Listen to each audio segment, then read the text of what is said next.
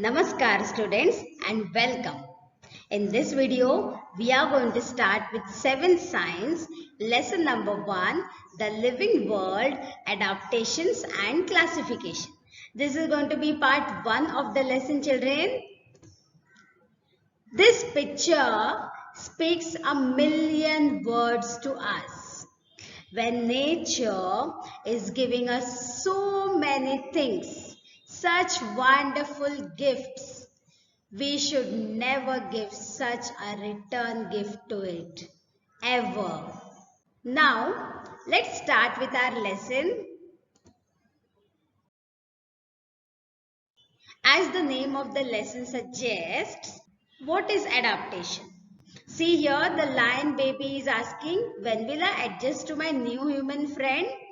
The cat is saying, it will take you a few thousand years. But children, we should let them be in the nature just the way they are. Gradual changes occur in the body parts and also in the behavior of organisms which help them to adjust to their surroundings. Such changes are called adaptations. They take place over a long period of time. See children, the neck of the giraffe wasn't as long as you see it today. It was looking just like a zebra, just like a horse.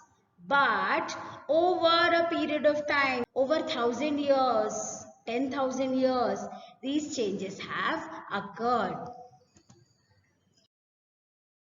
Now, let us see what are the different kinds of adaptation in plants. There are 6 basic type of adaptations given to us. First one is aquatic adaptation. See, the plants who live in the water, inside the water. Next one are the desert plants who live in the desert where there is very less water. And they live in place where there is a lot of water. Next one are the plants from the snowy region.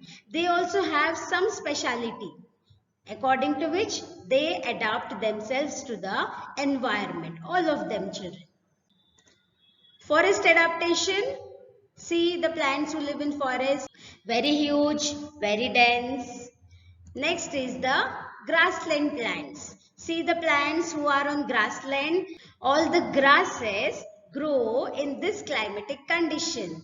And the last one are the parasitic plants. Children, the villains who are eating other plants. Parasitic plants. Now, let's see the first type, which is the aquatic plants. Aquatic plants are of 2 types.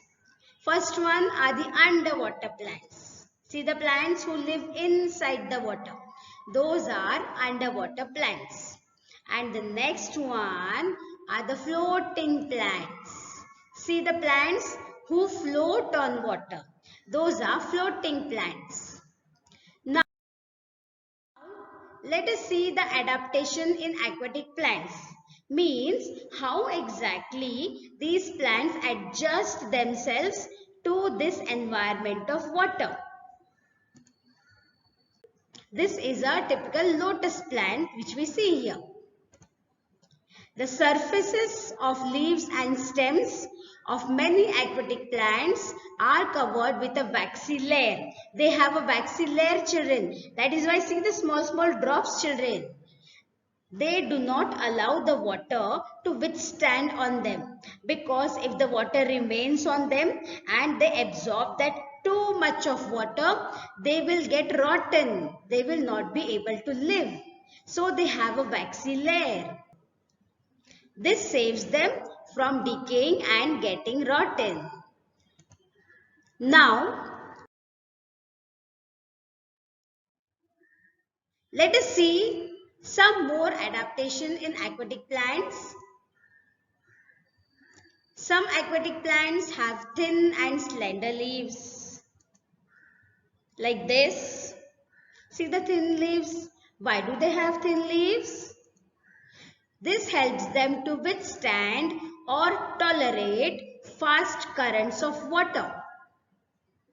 See, when the water is very fastly moving here and there, then these thin leaves are also moving along with the water. That's how they are able to survive in the environment. So smart creatures, children. Now adaptation in aquatic plants. Some more features.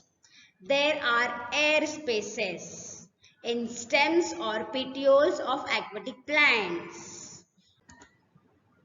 See the air spaces in the stem or petioles of aquatic plants. These air spaces make them light in weight. This makes them light in weight to float on water. See this dog also who is very happy floating, swimming in water. Now, what is the other feature that helps the aquatic plants adapt in the water environment?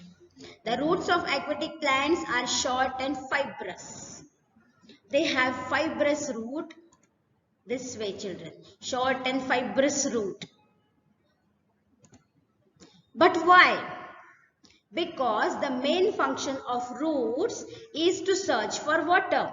Do they need to search for water, children? Do you think so? No. And they need not search for water as they are already in water. That is why one more adaptation, they have fibrous roots. They have a waxy coating, they have fibrous roots, they have air spaces. Next one, what are the adaptations in desert plants? Now the desert plants are growing in the desert region, children. In the desert region, there is very less water. So, first thing, they don't have leaves. The leaves are converted into spines. Spines means the thorns. So that they do not lose water through the leaves. They have very small surface openings. Because of which what happens? The evaporation of water or moisture from their body parts do not take place. The stems are storing a lot of food and water. That's why they have a thick stem. Widespread root system. They have a deep root system. They always keep searching for water here and there. Desert plants are mostly leafless as their leaves are modified into thorns. Yes. Example, So children, cactus, in aloe this vera. part 1, we have seen This the helps them various to types lose of less adaptation, water by and we have evaporation covered and thus adaptation save in water. aquatic plants, and we've also started with adaptation in desert plants. Now we will continue the remaining part in the next video.